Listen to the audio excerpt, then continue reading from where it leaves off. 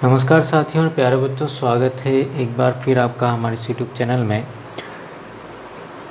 National achievement सर्वे, राष्ट्रीय उपलब्धि सर्वेक्षण, जिसका हमने पिछले कुछ वीडियो के अंदर जिक्र किया था, उसका प्रैक्टिस पेपर सेकंड जो है वो लोक शिक्षण संचालनालय के द्वारा जो है वापस जो है अपलोड किया गया है, जिसमें 70 प्रश्न हैं। और इस पुस्तिका में दिए गए प्रश्न को उत्तर को देने के लिए अभी 120 मिनट का समय निर्धारित किया गया और चारों जो है विकल्प वाले उत्तर हैं और इनमें से केवल एक उत्तर सही है। सही उत्तर का चयन करके अपने को जो OMR सीट मिलेगी उसके अंदर अपने को इसके गोले जो है काले करने पड़ेंगे। कि नेशनल अचीवमेंट सर्वे नास की जो एग्ज़ाम है, NAS की जो परीक्षा है, वो 12 नवंबर को होने वाली है पूरे भारत में। और इसका उपलब्धि स्तर पता करने के लिए जो है प्रत्येक 3 वर्ष में एग्ज़ाम होती है, तो उसका सेकंड प्रैक्टिस पेपर जो है मध्य प्रदेश सरकार के द्वारा, लोक शिक्षण संचालनालय मध्य प्रदेश के द्वारा हमको उपलब्ध करवाया गया है। चलो, ये शुरू करने से पहले यदि आपने इस चैनल को सब्सक्राइब अगर नहीं किया है तो सबसे पहले इस चैनल को सब्सक्राइब कर लीजिए। और प्रैक्टिस पेपर जो हैं फर्स्ट वाले जो वीडियो हैं आपको जो है चैनल पर मिल जाएंगे। चारों वीडियो आप देख सकते हैं। और अगर आपने फर्स्ट पेपर की जो अगर प्रैक्टिस नहीं की है तो उसकी प्रैक्टिस आप अच्छे से क्वेश्चन को सॉल्व करके कर सकते हैं। यहाँ पर सबसे पहले जो हमारा क्वेश्चन दिया गया है कि एक घन दिया हुआ है, उसकी वर्गाकार फलक का क्षेत्रफल जो है 6 सेंटीमीटर स्क्वायर है, तो इस घन का पृष्ठीय क्षेत्रफल जो है क्या होगा। देखिए, घन की जो आकृति है वो इस प्रकार की होती है। और हम कोई बॉक्स ले लें, उसका भी जो है 6 सतह उसके अंदर होती है, जिसमें हम बोल रहे हैं कि वो फलक है। तो इसके अंदर 6 फलकें होती है और एक जो फलक दे रखी है, जो सामने वाली जो फेस दिखाई दे रही है, इसका क्षेत्रफल अपने को दिया हुआ है। कितना दिया हुआ है? 6 वर्ग सेंटीमीटर अपने को दिया गया है। तो घन का जो पृष्ठीय क्षेत्रफल होता है 6 × a²। इसके अंदर a² क्या है? जो घन की जो फलकें होती है वो कैसी होती है? वर्गाकार होती हैं। और मतलब इसकी भुजा अगर ए है, ये भी ए है, तो ये कितना होगा? a² होगा। यहाँ पर अभी अपने को जो है ये मान कितना दे रखा है? 6 सेंटीमीटर स्क्वायर दे रखा है। एक फलक का क्षेत्रफल 6 वर्ग सेंटीमीटर है, तो 6 फलक का क्षेत्रफल कितना हो जाएगा? 6 × 6 हमारा जो है 36 सेंटीमीटर स्क्वायर जो है इसका राइट आंसर जो है अपने को मिल जाएगा। कौन सा? सी वाला पार्ट इसका राइट हो जाएगा। जो नेक्स्ट क्वेश्चन दिया हुआ है उस पर हम चलते हैं। और एक वर्गाकार कागज को मोड़ करके उसके कोनों को इस तरीके से, एक वर्गाकार कागज़ लिया गया है। चलिए एक वर्गाकार कागज़ भी हम ले लेते हैं। यहाँ पर इस प्रकार से जो वर्गाकार कागज़ लिया गया है और इसको जो हमने क्या कर दिया? फोल्ड कर दिया, मोड़ दिया। और इसके कोनों को जहाँ पर ये निशान लगाए वहाँ से कट करना है। तो वर्गाकार कागज़ में हम देख रहे हैं कि यहाँ पर जो है दिया गया क्वेश्चन क्या है? जब कागज़ को खोला जाएगा तो इस नए आकार की कितनी भुजाएँ अपने को प्राप्त होगी, ये क्वेश्चन है। नए आकार की कितनी भुजाएं प्राप्त होगी? नया आकार बनाया इनको। अभी जो वर्गाकार है उसमें 4 भुजाएं हैं, ठीक है। अब यहाँ से हम इसको क्या करते हैं? कट कर देते हैं। दोनों तरफ से हम इसको काट देते हैं। यहाँ से भी काट करके ये पोर्शन हमने अलग कर दिया है और इसको भी काट करके हम ये वाला भाग जो क्या करते हैं, इसका अलग कर देते हैं। कैसे से काट दिया। अब इसको हम खोलते हैं। तो वैसे अगर आप देखना चाहें तो 4 पहले थी और 1 और 1 2 3 और 4 और बढ़ गई हैं।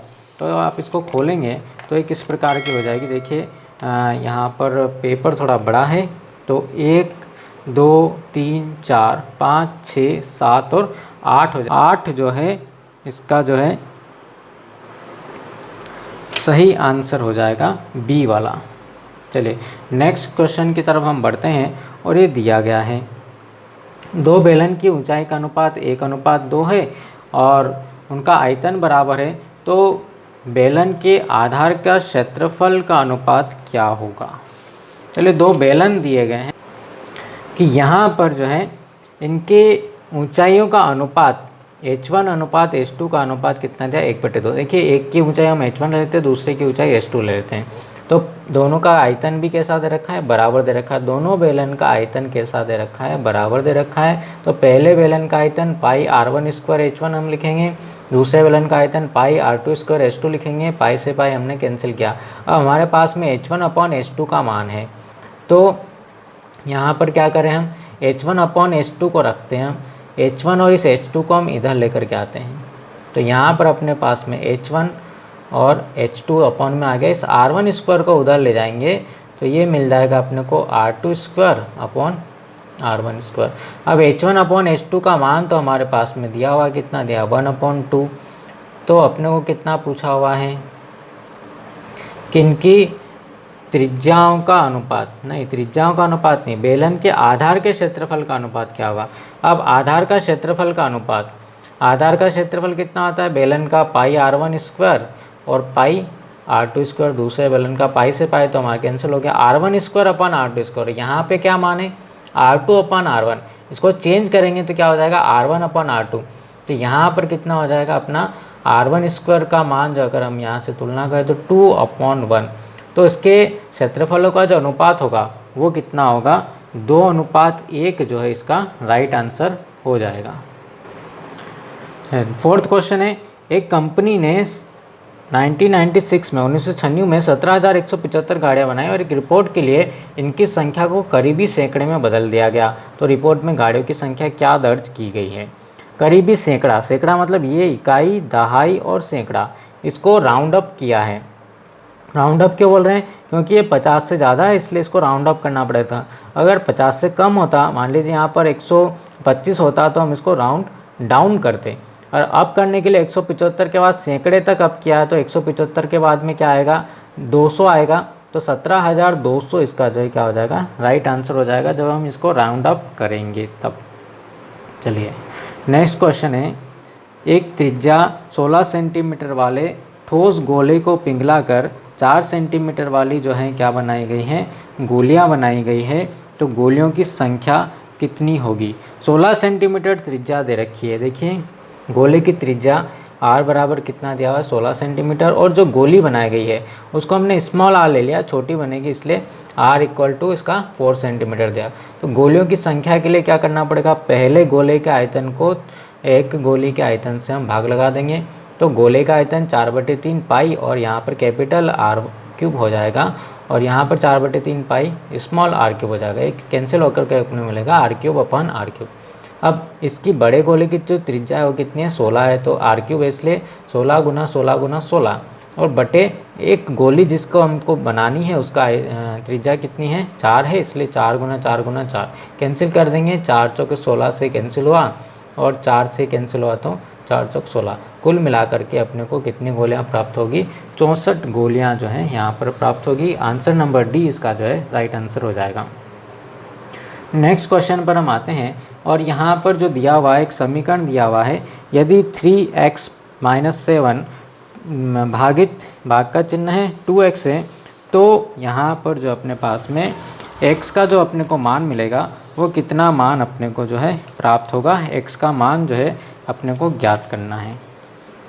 तो यहाँ पर देख लेते हैं हम कि यहाँ पर जो है इसको हम इस तरीके से लिखेंगे 3x - 7 और भाग का निशान आधार कोष्ठक लगा हुआ है इसलिए पूरे के बटे में आएगा 2x बराबर कितना मिला अपने को 2 मिला।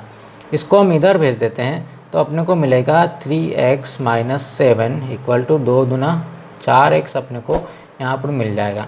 अब x को एक तरफ ले आते हैं और संख्या को एक तरफ रखते हैं। तो यहाँ पर तो अपने पास माइनस बचेगा और 3x उधर गया तो 4x - 3x मिल जाएगा अपने को। तो 4x - 3x का कितना x मिलेगा अपने को, x मिलेगा और बराबर के इधर कितना है -7 है, इसलिए इसका जो राइट आंसर हो जाएगा अपने पास में वो कितना मिलेगा अपने को -7 इसका राइट आंसर हो जाएगा। इस समीकरण के हल हैं। तो अब समीकरण दिया हुआ है तो बराबर के इधर यहाँ 0 नहीं लगा है समीकरण, इसलिए बराबर के इधर जो अपने को 0 लगाना पड़ेगा। हल है तो इसको हम गुणनखंड विधि से कर लें या किसी अन्य विधि से भी आप जो इसको हल कर सकते हैं। x² + 7x + 12 इसको अपने को 2 पार्ट के अंदर डिवाइड करना है और चूँकि सभी जगह प्लस है इसलिए टेंशन वाली कोई बात नहीं। हम इसको जो है ब्रेक करेंगे, मध्य पद को जो है 2 टुकड़ों में अपने को तोड़ना है। गुणा कराए तो फिक्स नंबर मिलेगा कि 12 आना चाहिए और अगर हम इसको जोड़ते हैं क्योंकि सब जगह प्लस इसलिए क्या बोला है जोड़ना अगर है दोनों गुणनखंडों को तो कितना आना चाहिए 7 आना चाहिए। तो देख लेते हैं गुणनखंड क्या मिलेंगे अपने को। 2 में 6 का गुणा कराएंगे तो भी 12 मिलेगा, फिक्स नंबर 12 रहना चाहिए। 3 में 4 का गुणा कराएंगे तो भी कितना मिलेगा 12 मिलेगा और 4 में 3 का गुणा कराएंगे तो भी 12 मिलेगा। तो जब ये रिपीट हो जाए हमारे गुणनखंड, तब अपने को गुणनखंड करना बंद कर देना है। और यहाँ पर 7x के 2 टुकड़े हो जाएंगे हमारे, कौन कौन से होंगे, 3x + 4x + 12 बराबर हो गया 0 के। 4 पद हैं, दो में कॉमन ले लीजिए, यहाँ दोनों में x कॉमन ले लेते हैं हम, तो x + 3 मिलेगा। यही साइन आपको यहाँ लगाना है तो मिस्टेक नहीं होगी चिन्ह की। 4 कॉमन लिया हमने, दूसरे ब्रैकेट में भी अपने को x + 3 चाहिए, यहाँ पर x + 3 है तो x + 3 फिर से कॉमन लेंगे, एक मिलेगा अपने को x + 4, यहाँ से मिला x, यहाँ से मिला 4 बराबर किसका हुआ, 0 के। दोनों का मल्टीप्लाई 0 है, डेट मीन्स कि या तो x + 3 बराबर 0 होगा या फिर हमारे पास में जो x + 4 है वो 0 के बराबर होगा। तो इस 3 को उधर लेकर के जाएंगे तो x = मिलेगा -3 या फिर x = मिलेगा -4। तो -3 और -4 इसका जो है क्या हो जाएगा, राइट आंसर हो जाएगा। ये इस समीकरण के हल है। अदरवाइज़ आप ऑप्शन से ही पता कर सकते हैं कि x की वैल्यू पुटअप करते जाएं, जहाँ पर 0 मिल जाए आपको दोनों आंसर से, वो उसके जो है क्या मिलेंगे, आपको सॉल्यूशन मिलेंगे, हल मिलेंगे, और शून्यक भी हम इनको कहते हैं। त्रिभुज के 3 कोणों के माप इनमें से हो सकते हैं। अब त्रिभुज के तीनों कोणों के जो माप होता है, माप का योग कितना होता है, 180 डिग्री होता है। देखिए इनमें से 180 जिसका बनेगा वही जो है इसके माप होंगे। यहाँ पर हम डी पर विचार कर लेते हैं, 120, 30 150 और 30 180। तो इसका राइट आंसर त्रिभुज के तीनों कोणों का 180 होता है, इसलिए डी वाला आंसर हो जाएगा। नेक्स्ट है, नरेंद्र ने बटुए में 1800 रुपये थे, उसमें से उसने घड़ी पर खर्च किए x रुपये। 1800 थे, x रुपये की घड़ी ले ली तो हमने x घटा दिया, और फिर 200 रुपये में खाना खाया, ये भी खर्च हो गए। अब नंबर में से नंबर ही घटाएंगे। यहाँ पर ये कौन सी राशि है, चर राशि है, अचर में से चर को हम नहीं घटा सकते हैं, तो यहाँ पर नंबर में से नंबर को हम घटाएंगे। 18 में से 200 गए तो कितने बचेंगे अपने पास, 1600, और ये क्या बच जाएगा, -x बच जाएगा। तो 1600 - x इसका राइट आंसर हो जाएगा, नंबर ए। एक सिनेमा हॉल में 30 पंक्तियाँ थी और एक पंक्ति में कितनी सीटें थी, 40 सीटें थी। तो सिनेमा हॉल में कुल मिलाकर कितने लोगों के बैठने की व्यवस्था थी, या कितने लोगों को वहाँ पर इस हॉल में बिठाया जा सकता था। तो इसको पता करने के लिए क्या करेंगे हम, 30 पंक्तियाँ थी और एक पंक्ति में 40 सीटें थी, तो हर पंक्ति को जोड़ते जाएं। 40 को जोड़ना पड़ेगा अपने को, कितनी बार जोड़ना पड़ेगा, 30 बार जोड़ना पड़ेगा, और बार बार जोड़ने को क्या कहते हैं हम, गुणा करना। इसलिए 40 को 30 बार जोड़ना है, 40 में 30 का गुणा करा दो। 40 में 30 का गुणा कराएंगे तो इसका आंसर कितना मिलेगा अपने को, उस हाल में जो है 1200 कुर्सियाँ थी, 1200 लोगों के बैठने की व्यवस्था जो है वहाँ पर हो सकती थी। नेक्स्ट क्वेश्चन पर आते हैं। एक गुलदस्ते में चंपा के मुकाबले गुलाब के फूलों की संख्या 6 गुना है। देखिए चंपा के मुकाबले गुलाब के फूल जो हैं वो 6 गुना है, गुलाब के फूलों की संख्या जो है ज़्यादा है। यदि R मतलब रोज़ गुलाब के फूलों की संख्या दर्शाता है तो L चंपा के फूलों की संख्या को इस समीकरण में से कौन सा कथन जो है सही वर्णन करेगा। तो गुलाब के फूलों की संख्या हमेशा ज़्यादा है, तो इसको R और कितनी ज़्यादा है, 6 गुना L ज़्यादा है, इसलिए इसका जो राइट आंसर है कितना हो जाएगा, ए वाला हो जाएगा। गुलाब के फूलों की संख्या चंपा के फूलों की 6 गुना होगी। अब नेक्स्ट क्वेश्चन आता है हमारा 12। इनमें से कौन सा व्यंजक पूरी तरीके से जो है x - y से विभाजित होगा, x - y से विभाजित होगा। देखिए x - y इनका कोई ना कोई गुणनखंड होना चाहिए, गुणा में होना चाहिए तभी वो विभाजित होगा। यहाँ पर तो x - y बनेगा नहीं क्योंकि x² - y बन रहा है, यहाँ से भी कुछ बनना नहीं है। अब अपने पास हम बचते हैं तीसरा और चौथा ऑप्शन। थर्ड ऑप्शन में हम देखते हैं कि इन दोनों पदों में अगर हम x कॉमन लेते हैं तो x² में से x कॉमन लिया तो x बचा और -y, और यहाँ से हम -1 कॉमन ले लेते हैं तो x, और प्लस में से आपने क्या कॉमन लिया, माइनस कॉमन लिया तो -y, x - y मिला और यहाँ से मिला x - 1। इसमें x - y आ रहा है। देखिए फोर्थ ऑप्शन में भी हम देखते हैं x - y, और यहाँ से -1 कॉमन लिया तो यहाँ पे x और माइनस प्लस, यहाँ पे कॉमन कुछ नहीं आ रहा है, तो यहाँ पर x - y इसका एक गुणनखंड आ रहा है, इसलिए x - y से अगर हम इसको डिवाइड करेंगे, भाग लगाएंगे तो x - y से x - y कैंसिल हो जाएगा, और राइट आंसर क्या बनेगा, x - 1 मिलेगा। लेकिन हमारे पास में कौन सा व्यंजक विभाजित है, तो यहाँ पर राइट आंसर इसका क्या हो जाएगा, सी वाला जो उत्तर इसका सही हो जाएगा, सी को हम टिक करेंगे।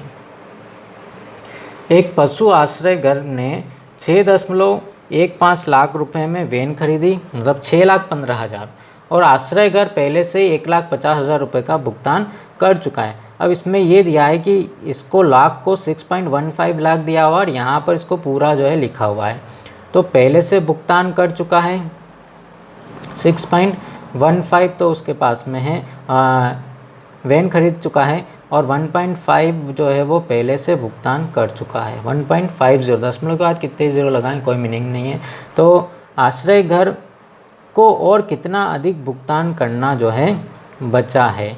उसने जो वैन खरीदी है उसमें से अब 1.5 लाख रुपए उसने दे, तो बाकी के और कितने और देना बचे हैं। तो यहाँ पर हम इसको माइनस कर लेते हैं 5, यहाँ पर कितना बचेगा 6, और 6 माइनस 2 कितना हो जाएगा 4.65 लाख। तो इसका जो है आंसर है वो कितना हो जाएगा 4.65 या 4,65,000 रुपये और उसको जो है देना बाकी रहेंगे। चलिए नेक्स्ट क्वेश्चन आता है 14th क्वेश्चन। 6.807 गुना 10 की घात 10 पाने के लिए 6.807 गुना 10 की घात 6 को किस संख्या से गुणा करेंगे। देखिए यहाँ पर घात कितनी 10 है, यहाँ पे कितनी 6। हम देखते हैं आधार बराबर होता तो घातें जुड़ जाती। कितनी का अंतर है, 4 का अंतर आ रहा है। अब ये 4 क्या है, 4 मतलब 10 की घात 4 होनी चाहिए। अब 10 की घात 4 क्या होती है, यहाँ पर हम देखते हैं 1 के आगे कितने ज़ीरो हैं, 3 ज़ीरो है, तो इसको हम 10 की घात 3 लिखेंगे। यहाँ पर 4 के आगे 1000 है, तो इसको हम लिखेंगे 4 गुना 10 की घात 3। तो यहाँ 1 के आगे कितना है, 4 ज़ीरो हैं, इसलिए इसको हम लिखेंगे 10 की घात 4। अब 10 की घात 6 और 10 की घात 4 का हम गुणा करवाएंगे तो 10 की घात 10 अपने को मिल जाएगा। तो आंसर कितना हो जाएगा, डी वाला इसका राइट आंसर हो जाएगा। चलिए नेक्स्ट क्वेश्चन जो है, यहाँ त्रिभुज PQR दिखाया गया और ST और PR दोनों समांतर हैं। देखिए ST और PR दोनों ही समांतर हैं, तो कोण QST की माप क्या होगी, इस कोण का मान अपने को निकालना है। क्योंकि ये दोनों रेखाएं समांतर है, ये तिर्यक रेखा का काम कर रही है, तो ये दोनों जो कोण हैं हमारे संगत कोण बन जाएंगे। तो ये जो कोण बनेगा 70 का बनेगा। एक त्रिभुज के अंदर हम बात करें, इस QST त्रिभुज के अंदर 70 और 50 कितना हो गया, 120 हो गया। जब ये 120 हो गया तो ये जो कोण बचेगा अपना वो कितने डिग्री का बनेगा, अपना 60 डिग्री का बनेगा। और 60 डिग्री कहाँ है, ऑप्शन में बी पर है, इसलिए इसका राइट आंसर जो है बी हो जाएगा। चलिए नेक्स्ट क्वेश्चन है, एक बेलन के आधार का व्यास 14 सेंटीमीटर है और लंबाई 10 सेंटीमीटर है। देखिए व्यास जो है वो यहाँ से लेकर के यहाँ तक वो कितना है, 14 है। तो और इसकी जो त्रिज्या है वो कितनी हो जाएगी, 7 सेंटीमीटर हो जाएगी, इसका आधा हो जाएगा। और बेलन की लंबाई, इसी को हम बेलन की ऊंचाई बोलते हैं, ये कितना दिया है अपने को, 10 सेंटीमीटर दिया हुआ है। तो क्या ज्ञात करना है, कुल पृष्ठीय क्षेत्रफल। तो बेलन के कुल पृष्ठीय क्षेत्रफल का जो सूत्र होता है, देखिए वक्र पृष्ठ का क्षेत्रफल 2πr/h होता है, उसके अंदर दोनों अपन क्या बोल देंगे, वृत्तों का क्षेत्रफल और जोड़ देंगे, तो ये मिलकर बनता है 2πr + h के बराबर अपने को मिलेगा। यहाँ पर पाई का मान भी रख देते हैं हम, कितना रखेंगे, 22/7 रखेंगे। r का मान 7 है और h का मान जो दिया हुआ 10 दिया हुआ है। यहाँ ये 7 से 7 कैंसिल हो जाएगा, गुणा में इसके 22 दूना हो गया 44, और यहाँ पर कितना मिला अपने को, 10 और 7 17, गुणा करवाएं 17 चौक 68 और 17 चौक 68 और 6 कितना हो गया, 68 और 6 अपने को मिल जाएगा 8 और 6 14, 74। ये 748 centimetre square option number B पर मिलेगा अपने को। तो इसका जो आंसर है वो बी अपना रेडी हो जाएगा। चलिए, एक बस में कुल यात्री का 1/3 भाग खड़े हैं और बाकी के 60 बैठे हुए हैं। देखिए एक बस है, उसमें जो यात्री हैं उसमें 1/3 भाग, एक कुल यात्री हम ये मान लिए कि एक कुल यात्री हैं और कुल यात्रियों को हम चाहें तो x मान सकते हैं। ठीक है, ये भी कितना है, 1/3 है, ये भी 1/3 और ये भी 1/3 है। ये जो लोग हैं खड़े हुए हैं और ये बाकी के जो हैं वो बैठे हुए हैं, मतलब 2/3 बैठे हुए यात्री हैं। ठीक है, किसी बस में जो है 2/3 बैठे हैं और कितने लोग बैठे हैं, 60 यात्री बैठे हुए हैं। तो किसका 2/3 जो है 60 के बराबर होगा। तो हमने मान लिया था कि x का 2/3 जो है वो किसके बराबर है, 60 के बराबर है। ठीक है, तो x का मान अपने को निकालना है। तो 60 गुना 3/2 मिल जाएगा अपने को, तो 30 हो गया, 30 या 90 लोग जो हैं वो कुल यात्री जो हैं बस में यात्रा कर रहे हैं वो कितने लोग यात्रा कर रहे हैं, 90 लोग यात्रा कर रहे हैं।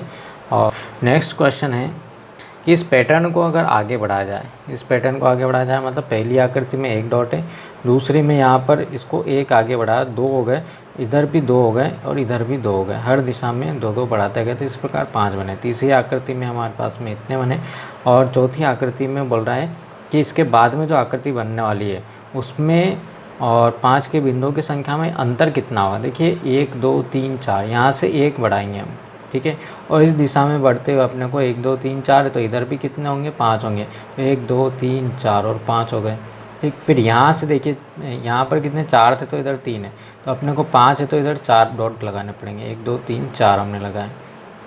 फिर इस तरफ भी कितने लगाएंगे, 1 2 3 और 4 लगाएंगे, तो इस तरीके से इधर भी 5 हो गए, इधर भी 5 हो गए, इधर भी 5 हो गए। अब जो एक्स्ट्रा हमने डॉट लगाए हैं इनका अंतर, पहले कितने थे और अभी कितने हो गए नए, उनका अंतर मतलब अपने नए लगाए हैं उनको गिन लीजिए, 1 2 3 4 5 6 7 8 9, 9 और 4 कितने हो जाएंगे, 13 हो जाएंगे। तो इसका राइट आंसर जो है वो कितना हो जाएगा, बी हो जाएगा। ज़्यादा कुछ सोचने की ज़रूरत नहीं है, इस पैटर्न के हिसाब से हम जो है इसका आंसर बता सकते हैं। चलिए नेक्स्ट है, अतुल, जॉन, बिनी और अलेक्जेंडर के पास समान लंबाई की रस्सियाँ थी, ठीक है, सभी के पास समान लंबाई की रस्सियाँ हैं। अतुल की रस्सी जो है उसको 6 समान टुकड़ों में बांटा, 1 2 3 4 5 और 6 बराबर हिस्से कर दिए। जॉन ने रस्सी को 3 टुकड़ों में बांटा, 1 2 3। बिनी ने रस्सी को 5 में बांटा और सिकंदर ने रस्सी को 4 टुकड़ों में बांटा। तो जो सबसे कम टुकड़े में बांटेगा उसकी रस्सी जो है सबसे लंबी होगी। सबसे लंबी रस्सी पूछा गया तो सबसे लंबी रस्सी आपको यहाँ पर मिलेगी जिसमें सबसे कम टुकड़े हुए हैं, 3 टुकड़े हुए हैं, रस्सी की लंबाई बराबर 1 किसकी है, जॉन की है। तो इसका राइट आंसर जो है कितना हो जाएगा अपने पास में, इसका बी जो इसका राइट आंसर अपने को मिलेगा। अब बोला है जिस वृत्त की परिधि 9 पाई है उसका व्यास क्या होगा। परिधि कितनी होती है, वृत्त की परिधि 2 पाई आर और कुल परिधि कितनी दी अपने को, 9 पाई दे रखी है, 9 पाई बराबर 2 पाई आर, पाई से पाई हमारा कैंसिल हो गया, ये क्या बचा 2r। और 2r ही क्या होता है, किसी वृत्त के अंदर 2r जो होता है उसका व्यास होता है, त्रिज्या का 2 गुना व्यास के बराबर होता है। और कितना मिल रहा है अपने को, इधर 9 मिल रहा है, तो इसका राइट आंसर कितना हो जाएगा, डी वाला भाग जो इसका करेक्ट हो जाएगा। क्वेश्चन नंबर 21, नीचे दी गई रेलवे ट्रैक को डायमंड क्रॉसिंग कहते हैं। यहाँ पर 4 ट्रैक बने हुए हैं, डायमंड बन रहा है यहाँ पर देखिए, इसलिए हम इसको डायमंड क्रॉसिंग बोलते हैं। इसमें से ट्रैक 1 के लंबवत कौन है, ये ट्रैक 1 जा रहा है और इसके लंबवत की बात करें तो जो यहाँ पर 90 डिग्री का कोण बनाता है वो एक ट्रैक 2 बना रहा है और एक ट्रैक 4 बना रहा है। ट्रैक 3 जो है वो क्या है, समांतर है, तो ट्रैक 2 और 4 जो है इसके क्या बनाएंगे, लंबवत बनेंगे। नेक्स्ट क्वेश्चन पर आते हैं हम, नीचे दिखाए गए समांतर चतुर्भुज का क्षेत्रफल क्या है। देखिए समांतर चतुर्भुज का क्षेत्रफल होता है वो कितना होता है, आधार गुणित ऊंचाई के बराबर होता है। आधार जो इसका कितना है, जिस पर से अपने को क्या खींचा गया, लंब खींचा गया, तो ये तो इसकी ऊंचाई हो गई और जिस ऊंचाई पर लंब खींचा गया वो इसका आधार होगा। ये 7 है और ये 4 है, तो 7 चौके कितना हो गया, 7 गुना 4 28 वर्ग सेंटीमीटर जो है इसका क्षेत्रफल अपने को मिल जाएगा। नीचे 3 असमान वृत्त दिए गए हैं, असमान त्रिज्या के वृत्त हैं। देखिए तीनों की त्रिज्याएं जो हैं वो अलग अलग हैं, तो यहाँ से मिला करके इनके केंद्रों को मिला करके एक त्रिभुज बनाया गया। जब तीनों की त्रिज्याएं अलग अलग हैं तो तीनों जो भुजाएं बन रही हैं, जिनको अपन ने त्रिभुज की भुजाएं बनाए हैं, तो इनकी लंबाइयाँ जो होगी वो अलग अलग होगी, तीनों की लंबाइयाँ अलग अलग होगी। इसलिए ये विषम बाहु त्रिभुज होगा जिसकी तीनों भुजाओं की लंबाइयाँ जो हैं अलग अलग हो, उसे हम विषम बाहु त्रिभुज कहते हैं। मान लीजिए 2 वृत्तों की त्रिज्याएं बराबर होती तो अपने को समद्विबाहु त्रिभुज मिलता, और तीनों वृत्तों की त्रिज्याएं बराबर होती तो हमको जो है समबाहु त्रिभुज यहाँ पर प्राप्त होता। नेक्स्ट क्वेश्चन है अपने पास, लूसी के पास 50 बिस्किट हैं, उसने 15 सरिता को और 10 सलीम को दे दिए, कुल मिलाकर के उसने 25 बिस्किट बांट दिए हैं। तो 50 में से 25 उसने बांट दिए, तो उसके पास कितने बचे, अब 25 बचे। तो पहले के बिस्किट का कितना प्रतिशत भाग उसके पास बचा है, पहले 50 थे अब 25 बचे, मतलब आधा भाग बचा है, और आधा मतलब कितना हो गया, उसका 50% हिस्सा जो है उसके पास में बचा हुआ है। 50 का 50% जो है वो कितना हो जाएगा, 25 हो जाएगा। आयत का परिमाप निकालना है, परिमाप निकालने के लिए अपने को उसकी बाउंड्री पर घूमना पड़ेगा, या 2 गुणित लंबाई धन चौड़ाई। ठीक है। तो 12 और 6 कितना हो गया 18, 18 दूना कितना होता है 36 होता है। तो सीधे सीधे आपका जो आंसर जो है वो सी 36 सेंटीमीटर 36 सेंटीमीटर ये जल्दी से करेक्ट हो जाएगा। किसी संख्या के आधे को 16 से गुणा करने पर 136 मिलता है, तो वो संख्या कौन सी है। किसी संख्या के आधे को 16 से गुणा करवा रहे, संख्या का आधा, तो मान लेते हैं हम कि संख्या वो x है और संख्या का आधा x/2, इसको 16 से गुणा करवा दिया तो कितना मिल रहा है अपने को 136 आंसर मिल रहा है। संख्या के आधे को 16 से गुणा करने पर ये मिलता है। 2 से इसको काटेंगे हम तो कितना मिलेगा 8 मिलेगा।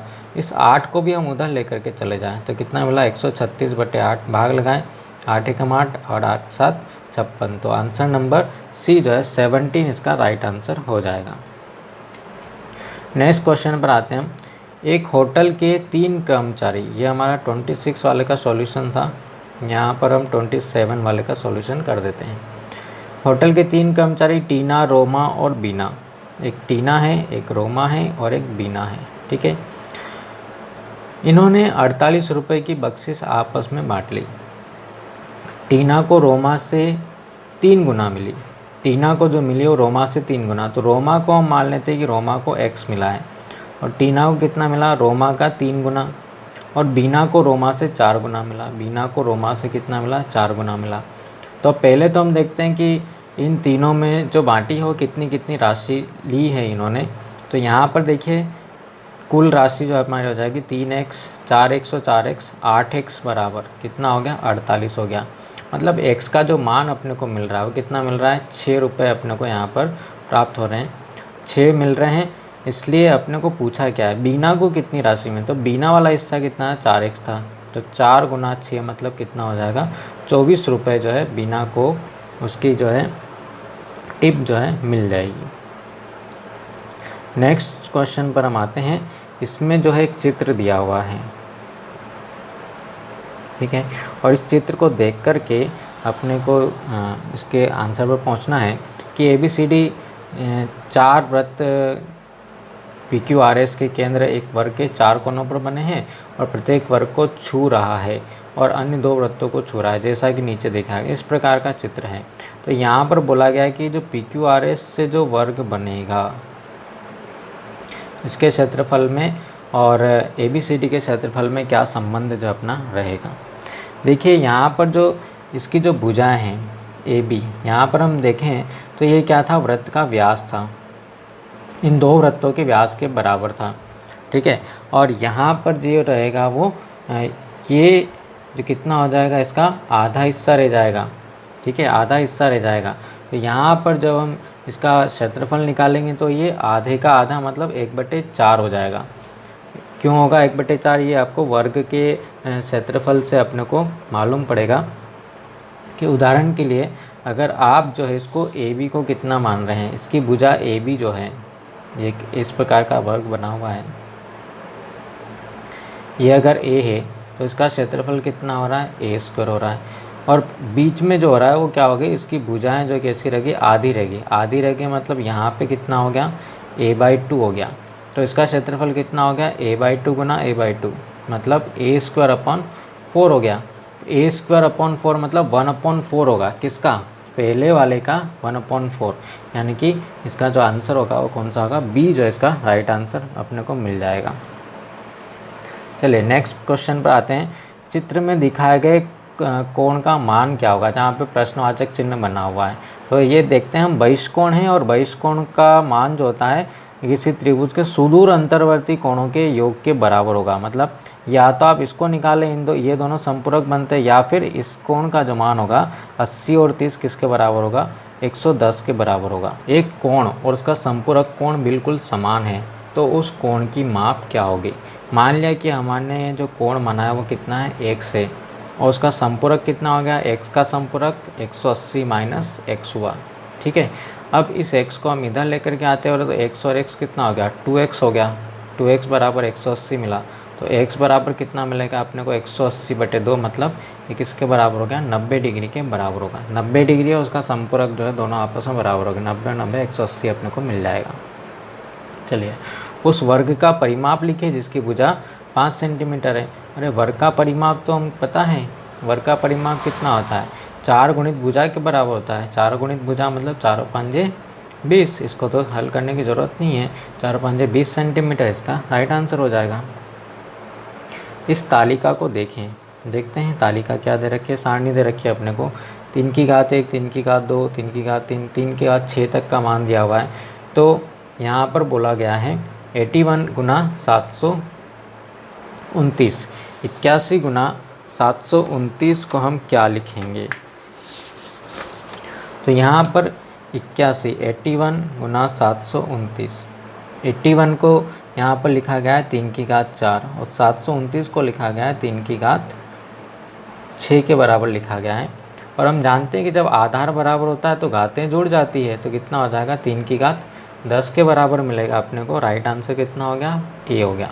तो इस वीडियो में इतना ही। अगले के जो क्वेश्चन है हमारे 70 क्वेश्चन दिए गए हैं इस टेस्ट पेपर में, तो उन क्वेश्चंस को हम नेक्स्ट वीडियो के अंदर सॉल्व करते हैं। चैनल यदि आपने सब्सक्राइब अभी तक नहीं किया है तो इसे ज़रूर सब्सक्राइब कर दीजिए, वीडियो को अपने दोस्तों में शेयर ज़रूर कीजिए।